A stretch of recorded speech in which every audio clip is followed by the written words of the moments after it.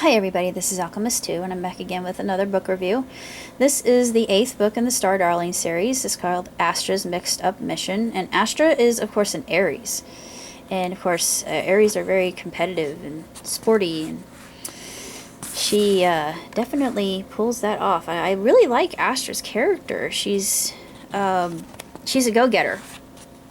And also she notices in Wish World that the Star Darlings aren't themselves. They're acting really strangely, and it it gives her great cause for concern. And she's also curious about Ophelia, and she does a little bit of investigating about Ophelia. As in previous books, we figure out what Ophelia's modus operandi was, and she gets a tragic backstory, which I thought, oh, you poor girl.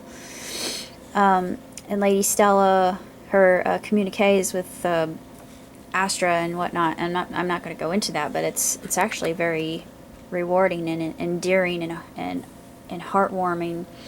And her mission to Wish World was actually very satisfactory and beautiful, and just each girl, even if it turns out to be a failure, they learned something in the process. And I like the look that she chooses when she goes to Wish World, and they make her a ginger. I thought, yes, gingers rule, because I'm almost a ginger myself, honestly.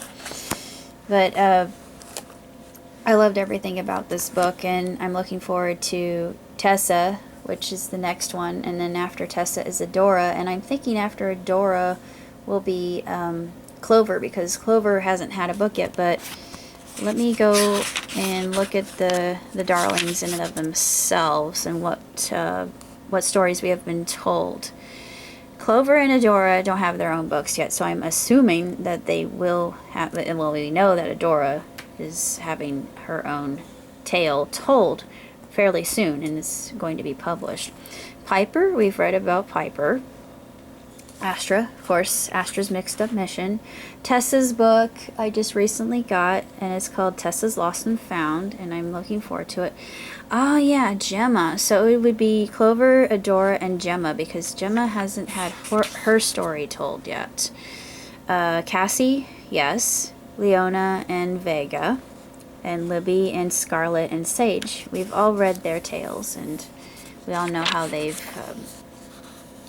had a happy or sad end, or not really. I wouldn't call it sad end. I would call it an object lesson, something to be taken away from it. It wasn't exactly tearful.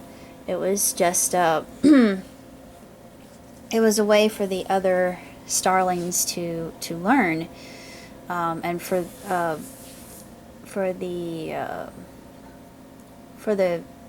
girl on the mission herself, or the wishee, I should say, yeah, the wishee, to grant the wisher their wish, for them to discover. It's all about discovery. It's the adventure of discovery, and it's kind of existential, I do believe. It goes into that territory, which I think is brilliant.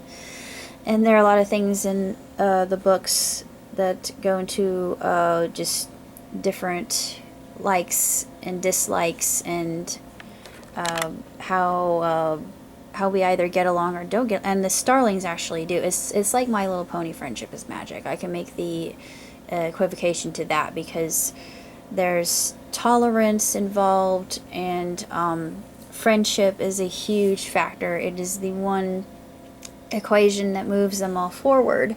And I thought, yeah, I really think that Shanna and Amit were inspired by the realm of MLPFIM, and if they weren't, then they're lying. But I'm certain that these tropes have been written of time and time again. They're timeless ideas that present themselves in literature, specifically youth literature. And I just I find I love all the star darlings. I can't say that I like one more than the other, but I have an affinity for Sage because, yeah, like I said, I took a personality test and I ended with her, and I thought, you know what? I'm actually quite a bit like Sage. But I am a combination. I would say that I have a lot of Libby in me.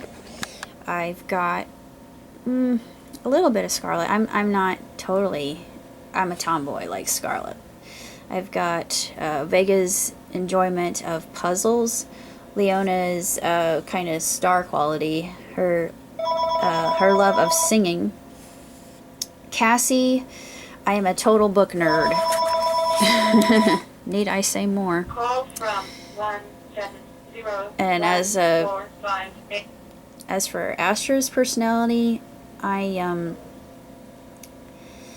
like healthy competition. I don't like name calling and all of that backbiting. No, that doesn't suit me. I like sports, and I won't go into my favorite sports right now because that's just boring. But Piper, I have some of Piper's ability in me too, which is the ability to be calm, cool, and collected, and meditative, and just to be a serene presence in the room.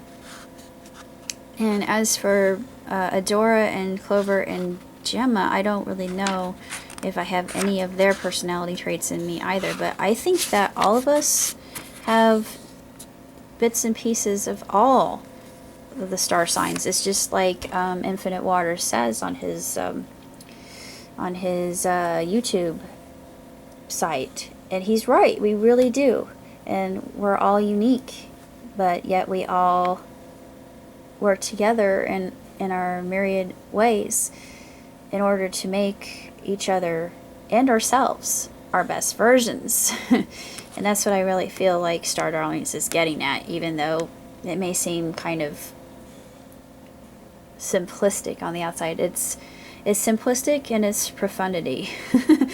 And that's kind of a dichotomy, but I love stories like that, and that's why I got involved with it.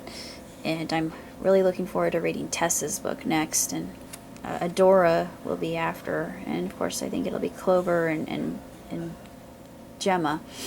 But until that time, I will leave you be, and I will leave you with a mantra that I recently came up with, and it was, be kind, take time, unwind. And I felt that this particular mantra or motto that came to my mind was one that's particularly yeah, turn Japanese, particularly enlightening, due to the fact that sometimes we don't take time, or we don't have the ability to take time. But even if it's a few seconds, just take a big deep breath, like so. It can be so cleansing and rewarding. Just enjoy that, the presence that you're feeling at that moment. That's basically all I have to say, and all the insights that I have for the moment. Take care and be well, be blessed, live long and prosper, my dearies. Ciao tutti!